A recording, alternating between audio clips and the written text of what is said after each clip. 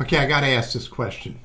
What's the best way for a startup to create email accounts for info or sales or customer service? And I'm going to show you 3 ideas that you can use, but they all start from having a customized email domain. And in my case, my customized email domain is either teddyburris.com or burrisconsulting.com. And I'm using Google Workspace, and these ideas may work in other platforms like Microsoft Office 365, but I have not tested them. So here's my suggestions. Again, if you want to have some business email addresses that aren't for people, like info, customer service, or sales, here's a couple ideas. Number 1 is you could add a user. You could pay for the email domain, info, you could pay for sales or customer service. It may not be the best way to do it because you're paying basically $6 a month to have that, and there are other ways of doing it. The second thing you could do, and again, this is for startup mode, this is not for larger organizations. The second thing you could do is you could turn on a Gmail catch-all so that any email messages addressed to an email address that does not exist on your domain, that they get sent to a specific email address. Let me show you what I'm talking about. If I go to apps, I go to Gmail, I'm in my Google Workspace domain manager. I come down here to default routing.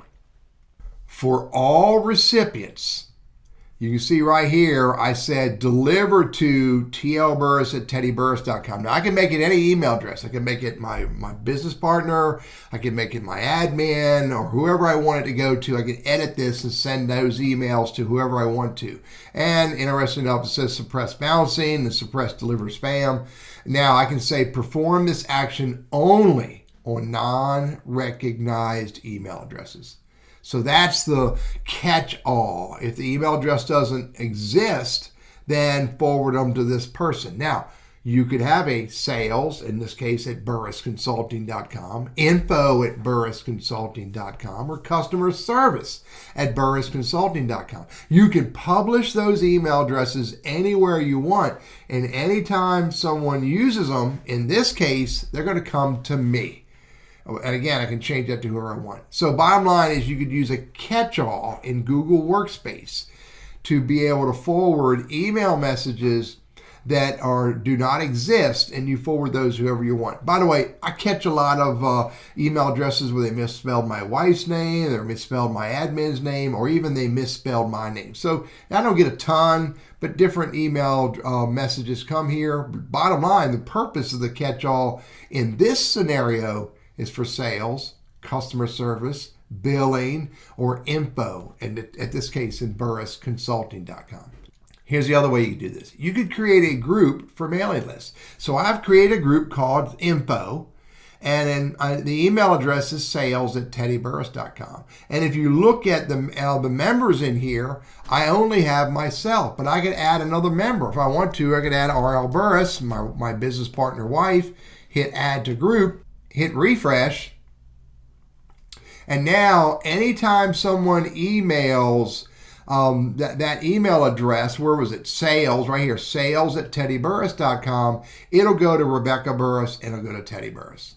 So you could use a group and set that group up and deliver the emails to any one or any group of employees or members of your Google Workspace domain. So that's the second way you could do it. I'm going to remove her. So bottom line, there's 3 ways you could do it. You could add a user with that email address. You could create a group with those email addresses and forward those emails to members of the group within their domain. Or the third way you could do it is not set up any email addresses at all, but just publish the email addresses like info or sales or billing or whatever you want to publish, and have them go into a catch-all, which will be delivered to a single person who can then forward them out to whoever you want to forward them out. By the way, the latter option is an option that I would only use for a small startup. Once you start growing, to the point where 10 or 15 or 20 or more, then I would start using groups. I'm Teddy, your Google Workspace and Gmail guy. I hope this is helpful for you.